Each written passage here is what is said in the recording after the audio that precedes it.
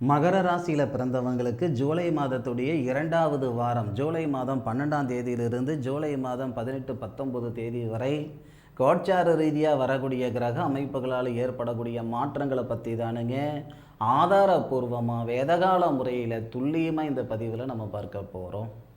மகர ராசியாதிபதினு சொல்லக்கூடிய சனி பகவான் மகர ராசிக்கு 3வது பாவகம் சொல்லக்கூடிய தைரியஸ்தானத்தில் இருக்க, தைரியஸ்தானாதிபதி உங்களுடைய ராசிக்கு 7வது பாவகம் உச்சநிலையிலிருந்து உங்கள் ராசியை பார்க்கக்கூடிய நேரத்தில் சந்திர பகவான், நாள் கிரகன் சொல்லக்கூடிய சந்திர பகவான் உங்கள் ராசிக்கு 5வது பாவகத்தில் செவ்வாயுடன் சேர்ந்து சந்திரமங்கல யோகமாக உங்கள் ராசிக்கு 11வது பாவகத்தை பார்க்கிறாரு. ஜூலை மாதம் 12ஆம் தேதி ஞாயிற்றுக்கிழமை இரவு 7 மணி வரை. இந்த பிரபஞ்சம் எப்பயாவது ஒரு சந்தர்ப்பம்தான் நமக்கான ஒரு சந்தர்ப்பமாக கொடுக்கும் சாதிக்கிறதுக்கு. சம்பாதிக்கிறதுக்குன்றது எல்லா நேரத்துலையும் செய்யக்கூடிய ஒரு செயல் தான். சாதிக்கிறது அப்படி கிடையாது. இந்த மகர ராசியில் பிறந்த ஆணாக இருந்தாலும் சரி, பெண்ணாக இருந்தாலும் சரி, ஜூலை மாதம் 12ஆம் தேதி ஞாயிற்றுக்கிழமை நீங்கள் எடுக்கக்கூடிய முடிவும் முயற்சியும் சாதகமாக இருக்கும்.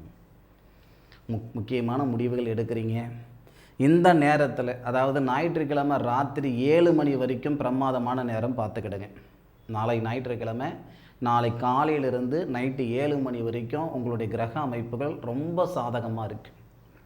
அதுவும் இந்த திருமணத்தை பற்றி எடுக்கக்கூடிய முடிவுகளாக இருக்கட்டும், முயற்சிகளாக இருக்கட்டும், ரொம்ப நல்ல விதமாக இருக்கும். வருஷம் கணக்காக, நாள் கணக்காக திருமணத்துக்கு முயற்சி பண்ணி எங்கே ஆரம்பிச்சிருக்கிறீங்களோ அதே இடத்துல இருக்கிறீங்க அப்படின்னா இந்த நேரம் ரொம்ப பிரமாதமாக இருக்கும். அதுக்கு ஆதாரம் என்னையான்னு கேட்டிங்கன்னா, திருமண ஸ்தானாதிபதினு சொல்லக்கூடிய கிரகம் சந்திரன் செவ்வாவுடன், சுபஸ்தானாதிபதி செவ்வாவோட சேர்ந்திருக்காரு. சுக்கிரன் திருமணக்காரகனுடைய வீட்டில் சந்திரன் இருக்க, அந்த செவ்வாய் 4வது பார்வையாக திருமணக்காரகனை பார்க்கிறார். இந்த நிகழ்வு ஞாயிற்றுக்கிழமை இரவு 7 மணி வரைக்கும். அப்போ திருமண முயற்சி, திருமண ஏற்பாடுகள், திருமணத்துக்காக ஒரு செயல் செய்துக்கிட்டு இருக்கிறோம், திருமண தடைகள் நீங்கிறதுக்காகனா இந்த நாள், இந்த நேரம் நல்ல விதமாக இருக்கும். உங்களுடைய குலதெய்வ கோவிலுக்கு போயிட்டு வாங்க, நிறைவாக இருக்கும். 35 வயசு ஆகுதுங்க, நான் பார்த்துட்டு வந்த பொண்ணுக்கு கல்யாணம் முடிஞ்சிருச்சுங்க, என்னை பார்த்துட்டு போன பையனுக்கு கல்யாணம் முடிஞ்சிருச்சுங்க, எனக்கு அந்த தோஷம் இருக்குது இந்த தோஷம் இருக்குதுன்னு சொல்லிட்டு இருக்கிறாங்க, நடக்கலைங்க அப்படின்னா மன வாழ்க்கைக்கு உண்டான அற்புதமான நேரம் இந்த வாரத்தில் 2 முறை வரப்போகுது. ஒன்று 12ஆம் தேதி, இன்னொன்று பார்த்தீங்கன்னா 14ஆம் தேதி. சரியாக 14ஆம் தேதினா உங்களுக்கு புதன்கிழமை வியாழக்கிழமை 2 நாள் வரும். திருமணஸ்தானாதிபதி உங்கள் ராசியை பார்ப்பார். ஞாயிற்றுக்கிழமை ஒரு நாளும், புதன்கிழமையும் வியாழக்கிழமையும், வியாழக்கிழமை ராத்திரி 8 மணி வரைக்கும் இந்த பிரார்த்தம் உண்டு, திருமணத்தில் இருக்கிற தடைகள் விலகிறதுக்கு. சரி, ஞாயிற்றுக்கிழமை ஓகே. திங்கக்கிழமை செவ்வாய்க்கிழமை தொழில் நிமித்தமாக நல்லது நடக்கிறதுக்கு வாய்ப்பு இருக்குது மகர ராசியில் பிறந்தவங்களுக்கு. மகர ராசியாதிபதி 3வது பாவகத்தில் இருந்தாலும் மகர ராசியாதிபதிக்கு நட்சத்திரம் கொடுத்தவர் புதன். புதன் 6வது பாவகத்திலிருந்து 12வது பாவகத்தை பார்க்கிறார்.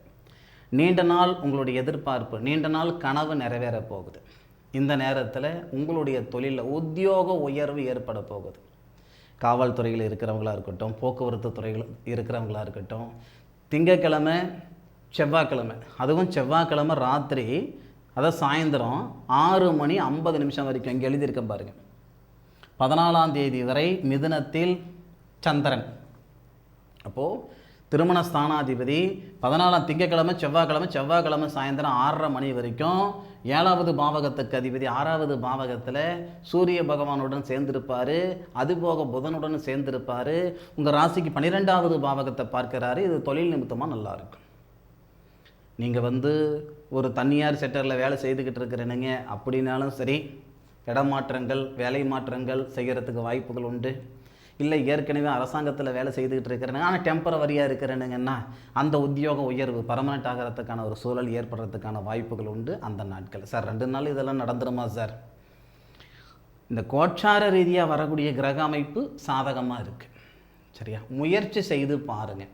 சரியா, அந்த நேரம் இல்லைன்னா அதே மாதிரி நேரம் வரப்போகுது. உங்களுக்கு எந்திரமோ மந்திரமோ தந்திரமோ இதெல்லாம் ஒன்றும் சொல்லலையே.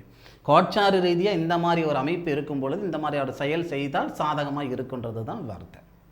புதன்கிழமை வியாழக்கிழமை, சரியா, அதாவது 14ஆம் தேதி ராத்திரி 6:50 15ஆம் தேதி 16ஆம் தேதி, ஸோ 2 நாள் திருமணஸ்தானம் நான் முதலே சொன்னேன், புதன்கிழமை வியாழக்கிழமை 2 நாள் திருமணஸ்தான அதிபதி உங்கள் ராசியை பார்ப்பார் அப்படின்ட்டு. அப்போ தீராத திருமண தடைகள் தீரப்போகுது. கணவன் மனைவிக்குள்ளே இருக்கிற கருத்து வேறுபாடுகள் எல்லாம் சரியாக போகுது. சரிங்களா?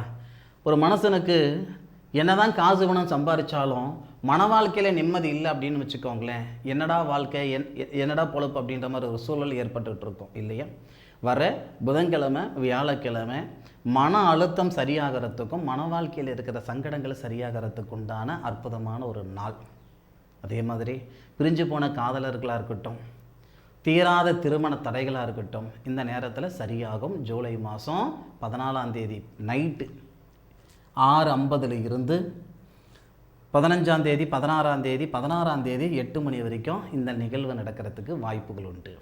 அதே மாதிரி வீட்டு விட்டு வெளியே போனவங்க, சரிங்களா, 2 வருஷம் ஆகுதுங்க காணாமல் போயிட்டு, அல்லது பிரிஞ்சு போயிட்டாங்க, இருக்காங்களா இல்லையானே தெரியாத மனநிலையில் இருக்கிறாங்க அப்படின்னா இந்த நேரத்தில் தேடும் பொழுது வீடு வந்து சேர்றதுக்கான வாய்ப்புகள் உண்டு. அதே மாதிரி 16ஆம் தேதி, அதாவது வெள்ளிக்கிழமை சனிக்கிழமை, இந்த நாள் எதுக்கான நாள் அப்படின்னா 9வது பாவகத்துக்கு சந்திரன் பெயரார். உங்கள் ராசிக்கு 2வது பாவகத்தை பார்க்கிறார். எத்தனையோ பேர் ஏன்னா சந்திரனை செவ்வாவுடைய பார்வைப்படும், சந்திரன் மேலே செவ்வாவுடைய பார்வைப்படும். எத்தனையோ பேர் 10 வருஷமாக 15 வருஷமாக 20 வருஷமாக வாடகை வீட்டில் இருந்துக்கிட்டு இருக்கிறேனுங்க, எனக்குன்னு ஒரு மனம் உருவாயிடாதா அப்படின்ற ஆதங்கத்தில் நிறைய பேர் இருக்க தான் செய்கிறீங்க. அப்போ வரக்கூடிய 15ஆம் தேதி 16ஆம் தேதி 17ஆம் தேதி 16 நைட்டு 8 மணி வரைக்கும் நமக்கு கடகத்தில் தான் சந்திரன் இருப்பார். அப்போ 17 18, அதாவது வெள்ளிக்கிழமை சனிக்கிழமை, இந்த 2 நாட்களில் நீங்கள் எடுக்கக்கூடிய முடிவும் முயற்சியும், அதாவது மனம் வாங்குறதுக்கு இன்ட்ரெஸ்ட் இருந்து அதில் ஈடுபாடு வச்சிங்கன்னா உங்களுக்கு அதுக்கான ஒரு சூழல் நடக்கிறதுக்கான வாய்ப்புகள் உண்டு. இது என்னைக்கு அப்படின்னா வெள்ளிக்கிழமையும் சனிக்கிழமையும் நடக்கக்கூடிய கோட்சார கிரக அமைப்பு. அப்போது வரக்கூடிய வாரத்தில் கோட்சார ரீதியாக ஏற்படக்கூடிய கிரக அமைப்புகளால் மகர ராசியில் பிறந்தவங்களுக்கு ஒரு சில மாற்றங்கள் ஏற்படுறதுக்கு வாய்ப்புகள் உண்டு. முயற்சி பண்ணுங்க. இந்த பதிவு மகர ராசியில் பிறந்தவங்களுக்கு பயனுள்ள பதிவாக இருக்குன்னு நான் மனசார நம்புகிறேன். மீண்டும் அடுத்த ஒரு அற்புதமான தருணத்தில் மகர ராசியில் பிறந்த சொந்தங்களை சந்திக்கும் வரை உங்களிடமிருந்து விடைபெறுவது உங்கள் வீட்டு ஜோதிட நண்பனான மா காளிதாஸ் மணிகண்டன். திருச்சிற்றம்பலம். வாழ்க வையகம், வாழ்க வளமுடன்.